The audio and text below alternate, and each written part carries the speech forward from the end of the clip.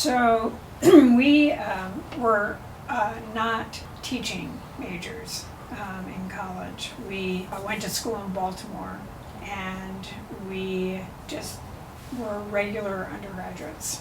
We went to Johns Hopkins, and in that era, Hopkins did not have housing for their students beyond the freshman year. So all the students, except freshmen, lived off campus in the community. So where I lived, it was in a very poor community. And there were lots of children in the row houses, the Baltimore row houses, every weekend. And we got to know the children. And over time, we thought, well, maybe what we'll do is create some activities, because a lot of these kids had very little to do on the weekends. So we began just inviting them over, and we would, plan fun activities, and we eventually moved onto campus for what became a Saturday school. And we would recruit our friends who were different majors. So the chemistry majors would bring their chemistry experiments, and the English majors would bring their, activities that had to do with literature that was appropriate for the ages of these kids, and so forth. And over time, it grew and grew. More and more kids started to come, and our group of friends from the university who were interested in participating grew as well. And we eventually moved into a church in their neighborhood, the neighborhood where I lived, for this Saturday school. And it became a summer program that was funded by the city of Baltimore. So our interest in education, and especially children who clearly were struggling, really became heightened. And that's how we became interested in teaching. And at first we were both general education teachers, and then we became interested in children particularly who were struggling with literacy and other issues, and so that's how we eventually extended our formal training in education and psychology. So it's kind of accidental. Yeah, it sounds like. Yeah, I get. You could say that it was kind of accidental, circumstantial, but I think we always were in our own ways interested in equity issues, and so the way that I got into the area of reading and literacy speaks a lot to what the background that Lynn just gave, because unlike a lot of people who do work in literacy, I personally was not motivated by a particular issue by a particular theory or a particular practice. I was interested really in equity, and as Lynn has explained, and for me, there are two words that are often used interchangeably, but they're different from each other. One is low achievement, the other is underachievement. So low achievement is a descriptor, kids who are performing below some criteria. Underachievement connotes a situation where you've got a kid who is achieving worse than she or he should be achieving. And so I've always been really interested in underachievement, and lots and lots of things related to it, including policy issues. And so for me, the most obvious expression in an education world of underachievement was poor reading, or the inability to read appropriately, and so that's how I got into it. How have you seen the literacy landscape change since you started this work? Well, Lynn will answer for herself. I would answer it this way. I would say that probably for me the biggest change is the growing gap between what we know and what we do. Over the last 30, 40 years, there's been really a lot of terrific research done on instruction generally, and in reading/literacy in particular. We really know a lot, both theoretically and practically. We know how to construct really effective programs and intensive programs for kids who, for whatever reasons, are not reading, are underachieving when it comes to reading. But I would say increasingly incapable. We've never been great, but we're increasingly incapable in this country of implementing what science tells us works. Why? And so there are many, many, many reasons for that. None of them, justify the current situation, which is deplorable. I mean, the state of reading/literacy in this country is terrible. I mean, there are great schools. There are lots of kids who read terrific. Our grandkid reads terrifically, but there are way too many. And we have data. I mean, incontrovertible data that, K-12 students are just, many of them are doing just terribly. And like I said, there are lots and lots of reasons. And one of them is that one of our political parties is trying very hard to defund the public schools. And they're succeeding in a good number of states. But that's just one of many. Well, and teachers, as we all know, are not valued or paid what's warranted given their professional training and the difficult jobs they have. And I think as over the decades, as women have begun to diversify their careers over what traditionally was the case, we don't have the talented pool of women going into teaching. And I think that's made it more difficult to staff the schools. The choices people have to make and the failure of the system to come up with a more equitable pay scale and set of teaching conditions for people. Those are two very valid reasons. If you each could give one more reason, why? Because I know there's so many, but what are one additional reason from each of you, just so we dig a little bit even deeper into why is there such a gap between what we know and what we do? Yeah, I think that there's not a lot to say about this, but we all know that the field of education is not universally agreed upon about what constitutes the best reading instruction for a classroom of students. And we can get into a debate or lecture about what our perspective is, but the problem is that the practices that schools are using vary, and depending on the approach taken, the instruction benefits children who don't have the need for very structured reading instruction. You just don't find that in enough classrooms. So Lynn took my reason. So I'm going to restate it in somewhat different terms.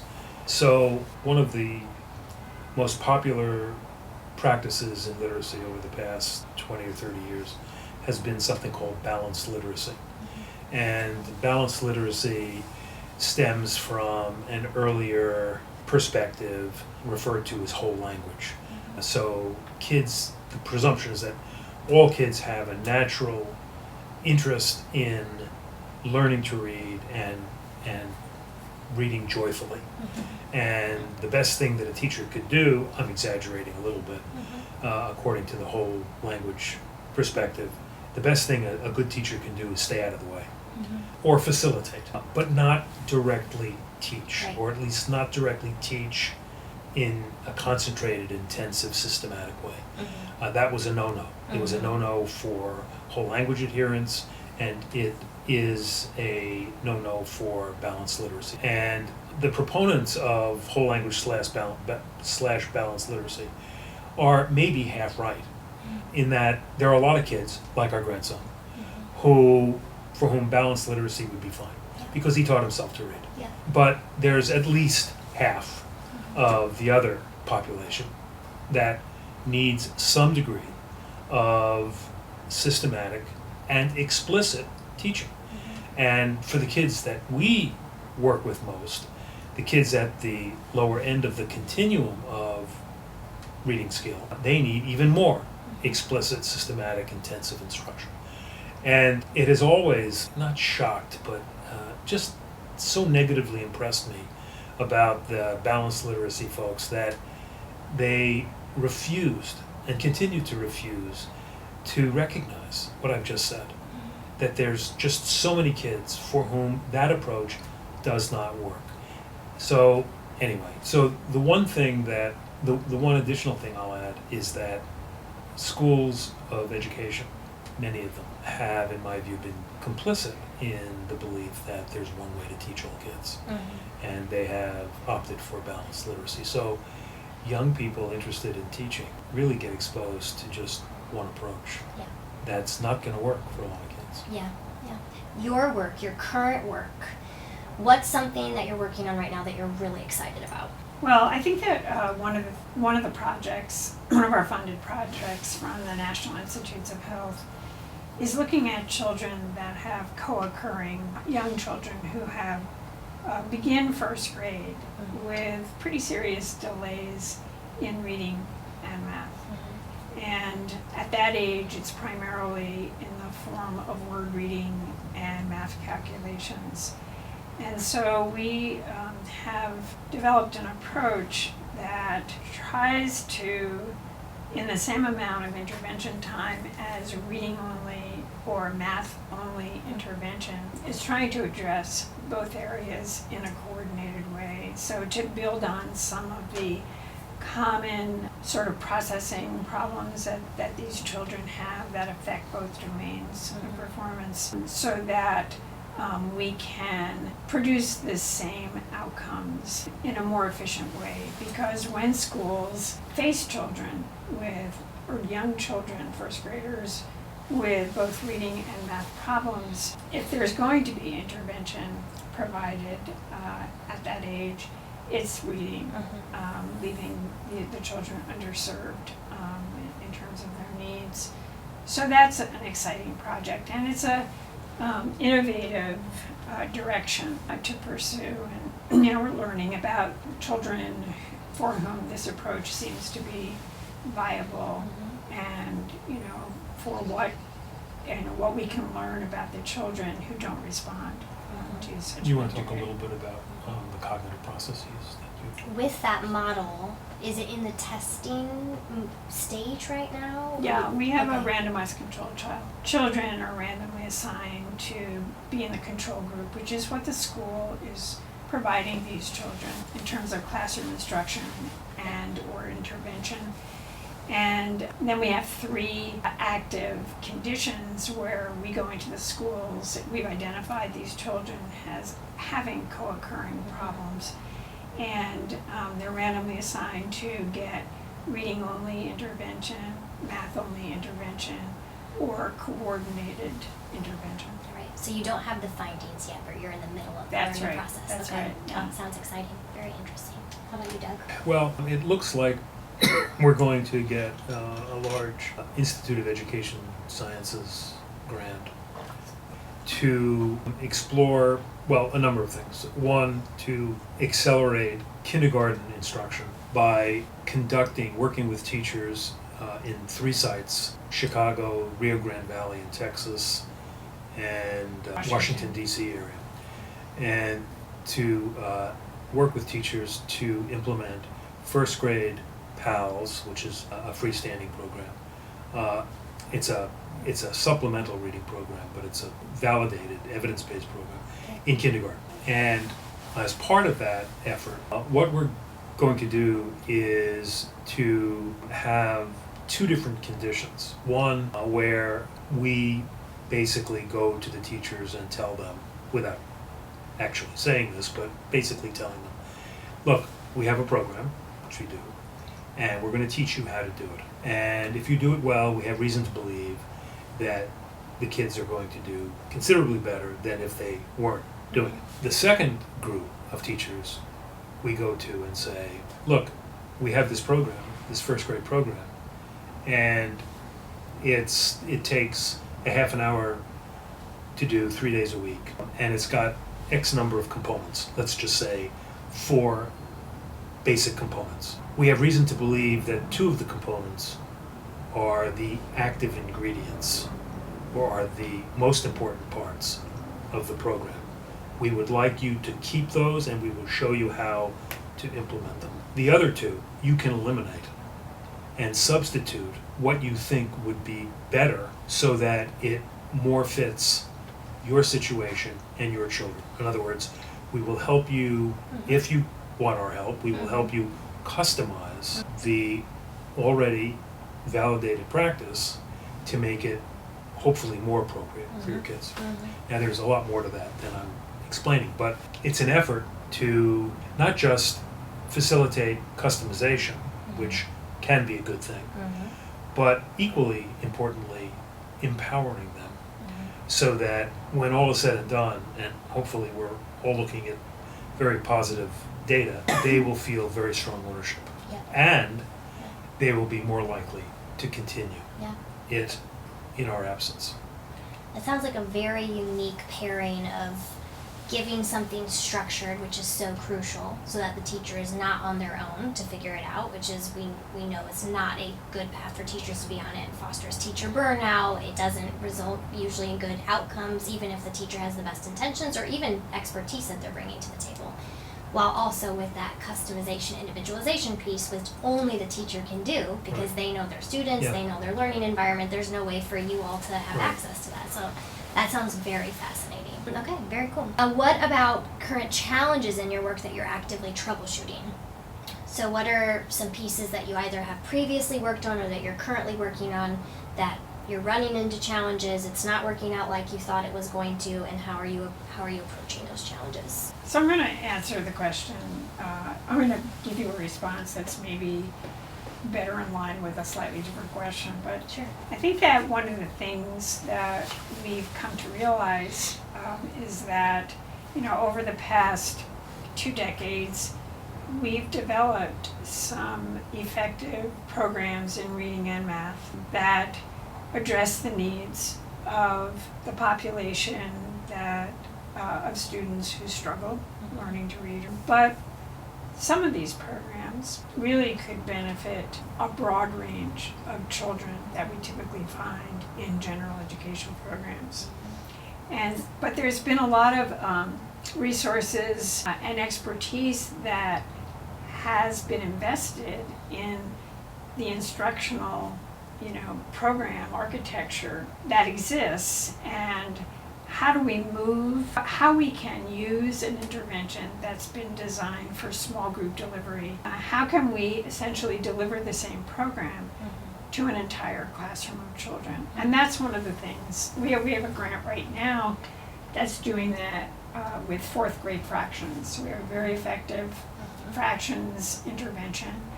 And we're now doing that class-wide. And we've done that by the teacher delivering what would be done in a small group, the lesson to the whole classroom. But then instead of children in a small group interacting with the teacher for their practice of what was just introduced or reviewed, that's done in peer-mediated fashion using our peer-assisted learning strategies, procedures. And then the third part of every lesson is independent, where children are individually accountable for their learning. And so we're having a lot of success with moving, the intervention into the classroom for fractions. And we would like to be able to do more projects like that, where we've created specialized programs that really address, virtually the entire spectrum of kids you find in general. Have you found that it's more work than you anticipated or less work than you anticipated to make that transfer?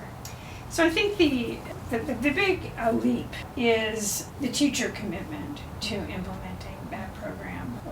We are doing it in fractions twice a week, for 16 weeks. And we have had a lot of success, because teachers, we find teachers to be very open to an instructional program when they see the value. Yeah. They see that they're reaching more children in their class. They're less ideological about where the procedures came from. Yeah. They're more pragmatists about wanting their children to all do well. So right now the fractions program, but future projects, your desires to see how might we Yeah. expand Including this. in reading. Yeah, Yeah, I mean, yeah. there are, Doug has reading comprehension interventions that are innovative on informational text. There's a lot of instructional procedures there Mhm. that could be moved in the same way. Yeah. So I think this, and I feel I can say this because it was Lynn's idea, not mine, that this is a really, really potentially valuable, fruitful idea. And because what it's doing essentially is taking an approach to instruction that is very intensive and deliberately finding ways of not necessarily lowering the intensity, but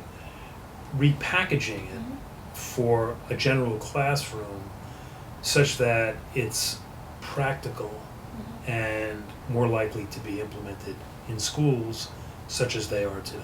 Yeah. Um, And it's been very popular among teachers, but also even more so by the children, because children spend a lot of time sitting and listening, and here what they're doing is they're listening to a lesson, knowing that they're going to have an opportunity right then and there with a peer to actualize, what they are learning.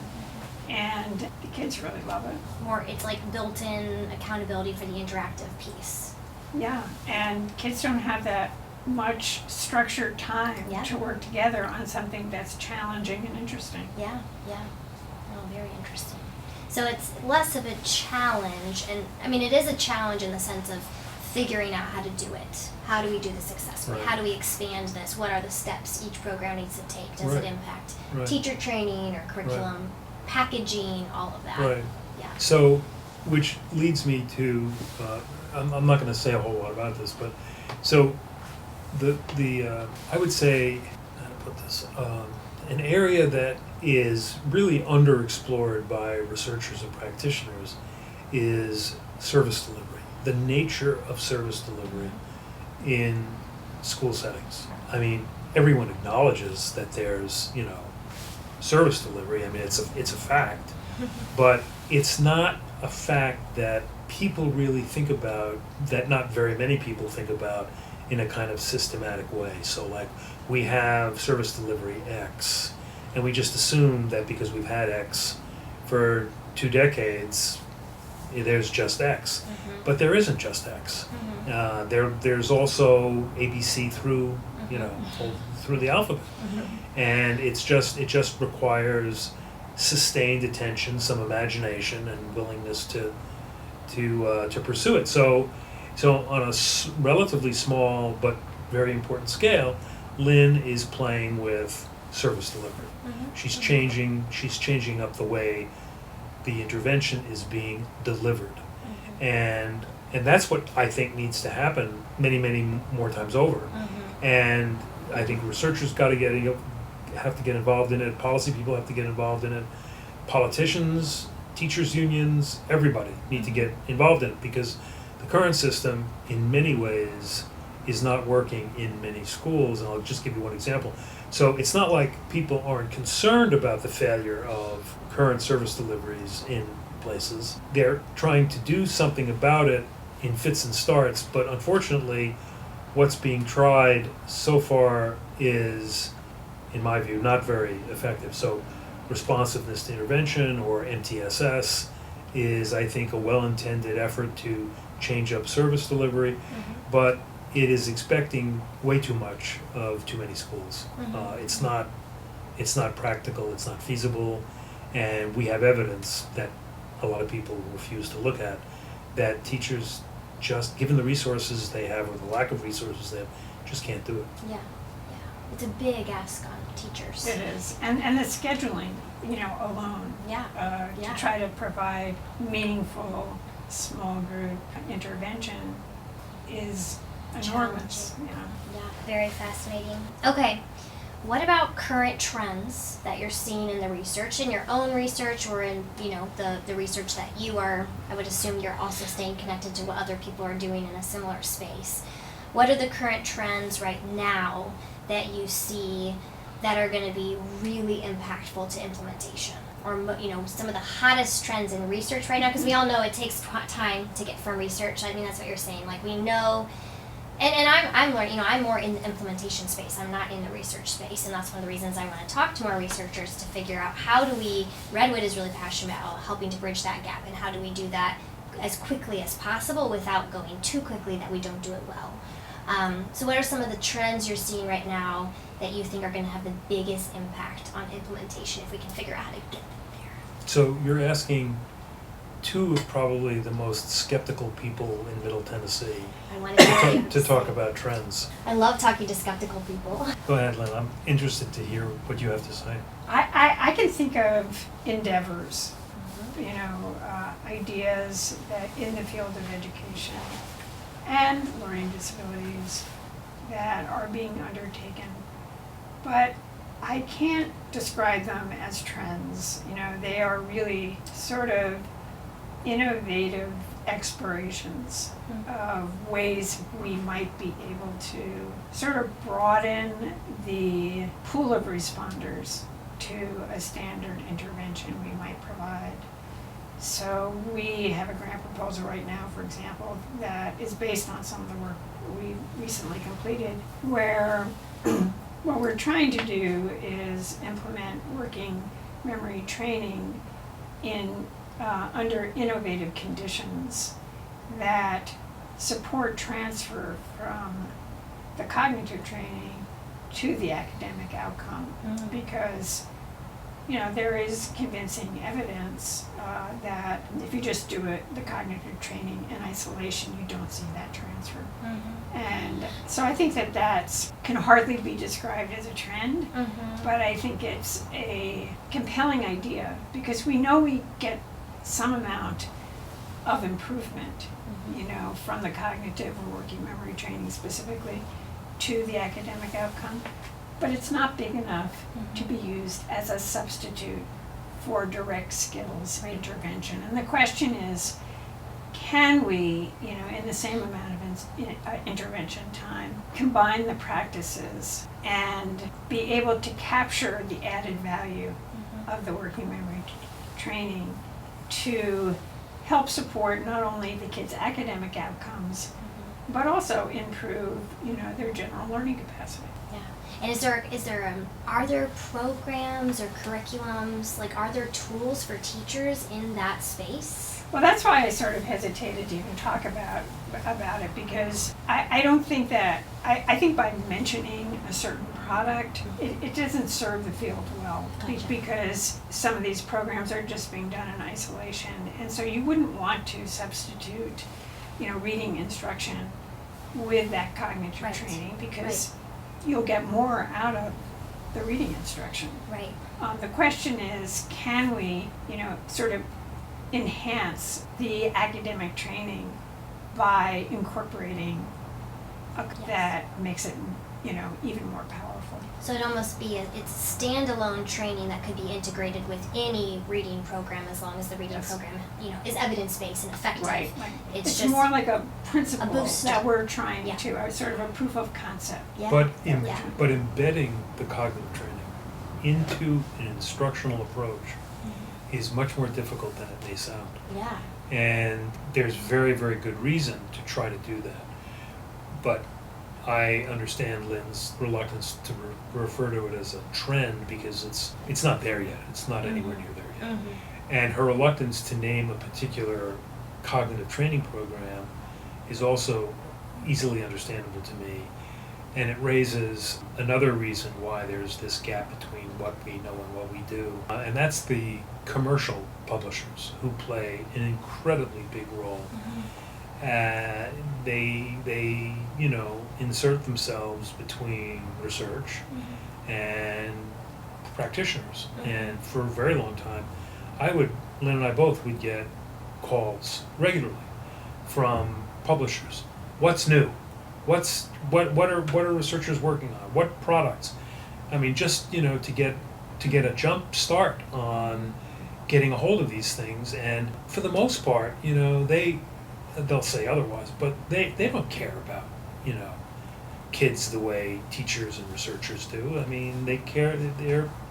they're forced to consider the bottom line, and that's it. And so what they tend to do is they don't necessarily mean to do this, but they distort what we know, and oftentimes way over-exaggerate or exaggerate what it is that the program is about and what it can do and so forth and so on. It just adds a tremendous amount of noise and confusion. I was going to say, so I'll share with you a very different take on your question.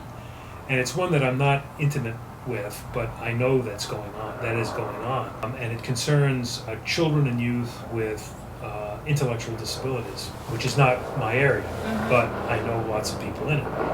And what's happened in the last decade or 2 decades is a gradual recognition on the part of first parents and advocates and then others that a decent number of kids with intellectual disabilities, including children with Down syndrome, are capable of reading. And 20 years ago, if you were to make that claim, people would think that you were crazy or just ignorant or stupid. And now it's a demonstrable fact that there are a lot of kids who can be taught to read, and not just, read these kindergarten primers, but considerably more than that. And so what is interesting to me is how this will play out in the context of inclusion. Because without going into detail, the drivers of full inclusion, placing virtually all kids in general classrooms for virtually all of the time, the drivers of that movement have been parents and advocates of children and youth with intellectual disabilities.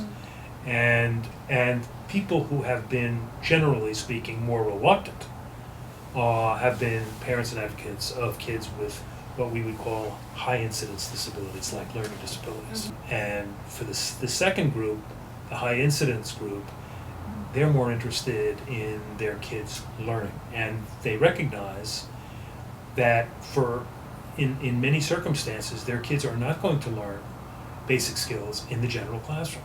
And so they want special ed settings. They will sue school districts for access to special settings that are going to be more intensive and so forth.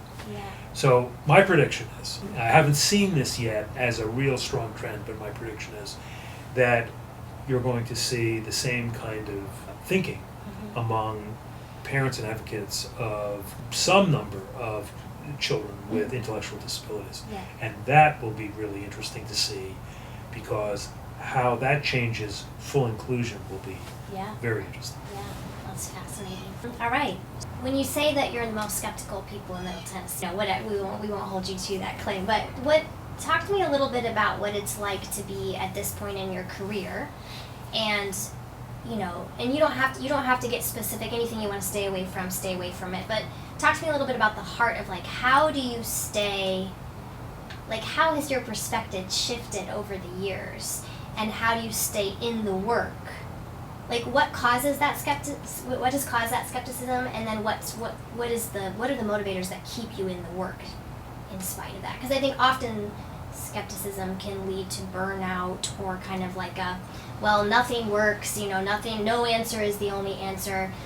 So talk to me a little bit about both sides. So let me go first. So I think there's an important distinction to be made between two words that are often used synonymously, and that is a skeptic and a cynic. So a skeptic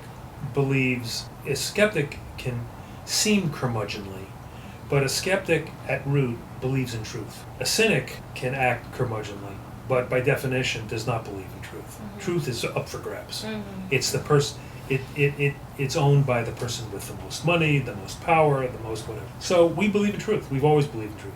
And I know that sounds kind of thing you put on a Hallmark card, but that's what we have always believed was at the heart of our work. We were always interested in finding the truth about things, even knowing that truth with a capital T is extremely hard, if not impossible, to find. But the point is not necessarily to find it or achieve it, it's to approach it closer and closer. And so, that to me has always been intellectually very interesting and practically very interesting, because the closer we approach truth, like in Lynn's case, like, with this wonderful idea about trying to repackage intensive interventions for general classrooms. Well, there's going to be the right ways of doing that and the wrong ways of doing that. And she'll know that there's the right way when the data speak to her and tell her this has a meaningful difference. So I think we both find that to be just we've always found that to be just very enriching. Engaging It's and kept you enriching. engaged. Yeah. Yeah. Makes a lot. Anything to add, or you just echo that? No, I think Doug did a good job. Yeah. Okay. What about red flags? And again, you can keep this as broad as you want, but just curious your perspective on what you see happening in the literacy space. What are the red flags that you're paying attention to? And red flags don't mean, I don't mean to say that they're bad things or that they're aspects that have no place in the conversation, but what are the things you're like paying attention to as I want to be wary of this and just careful, or I want to be skeptical of this in the search for what is truth? So I think that, it's, on the one hand, it's nice to see structured literacy instruction having an audience right now. But, one of the things that challenges people who have a lot of investment in a competing perspective. And so I think there's inevitably going to be, and there is pushback against that, especially when you get, governors mandating things like that. Right.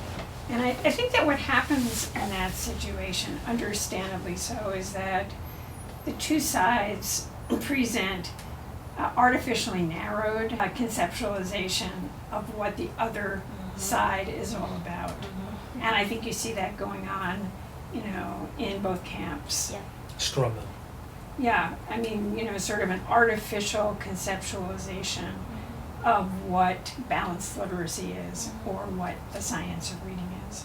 And, so you can mount good attacks on the other side if you, have an artificially constrained idea. And I think that's happening on both sides. Yeah. And I think that that's really problematic. What you do about it, is not something I have an answer to. Would you say it's like maybe this word is too strong, but I often use the word like the demonization of the other, and how regardless of if you're in politics or literacy or anything, right, culture or religion, if you're demonizing each other, I don't see any good progress happen. But it's hard to have a fully fleshed description of both sides and have people understand the essence, of the two approaches. So, I mean, I think it's the confusion that exists is understandable because things are oversimplified. And at the same time, it's an unproductive and maybe even truly non-existent dialogue. Yeah. So I would say that I guess a red flag for me is connected to the fact that, the science of reading goes back decades. I mean, Jean Shaw wrote about the Great Reading Wars in the early 1960s. And she was among the first to describe the importance of science of reading, but didn't call it science of reading. So, but the knowledge base has increased, grown, become more impressive over the years, but it was in place 50 and 60 years ago. And so it's reasonable to wonder, given that, why didn't it grow stronger and stronger the way whole language grew stronger and stronger to become eventually balanced literacy or whatever other, term might be used. And for me, a very important reason, and maybe the most important reason for the difference in popularity between the two, is that whole language / balanced literacy is easy to do. And the science of reading is not so easy to do. And so easy stuff gets done more often than harder stuff. To me, that's a red flag. Even when the harder stuff, even when we have data showing that the harder stuff, if done right, is way more superior than some of the easier stuff. So the next question is, okay, how do you change the environment such that the harder stuff is done more often, and that gets into, all kinds of issues. What about when if you're a school leader, if you're a researcher, if you're in my position at Redwood, how do we respond? And from what you've learned in the research space specifically, how do you respond when things don't work? How do you respond when you have students that can learn and they have the cognitive ability to learn, and you see their intelligence in lots of ways, and you're putting the best programs that you have to offer in front of them, and they're not, let's say they're making I'm deep in data right now. We just had all of our middle of year data, and I find myself, whenever I go deep into data, I feel like I come out with more questions than answers. And I think oftentimes when we think about data, it's like, what does the data say? We've got to be data informed. We've got to respond to the data. So what does it say? What's the black and white answer? Is this working? Yes or no? And then if it's working, we keep going. If it's not working, we pivot. The deeper I get into the data world, and again, I don't have the expertise that you all have in this space, but I feel like what the data does is it illuminates various aspects of what's working, what's not working. And then every time you start to see an illumination around something, it's also like, well, there were these 4 factors. So you actually, how can we actually compare this to this? Because, this factor was different and this factor was different. So what have you learned in your experience about, in that, also in the spirit of truth, right? If you're like, we have to be willing to look at the data and not shy away from when it tells us things we don't want to hear, especially when we're so invested in the work and we care a lot, which most educators I meet care a whole lot. What advice do you have around that, or how do you navigate that with both wanting to honor the data and also recognizing its limitations, or the ways that I've asked the question. So I think that it's important for consumers of research on validated, efficacious programs for them to fully appreciate that program does not work for everybody. That when you have a demonstration that something works, it's because it's working for a large percentage of the population it's designed for, but that does not mean that all children will respond.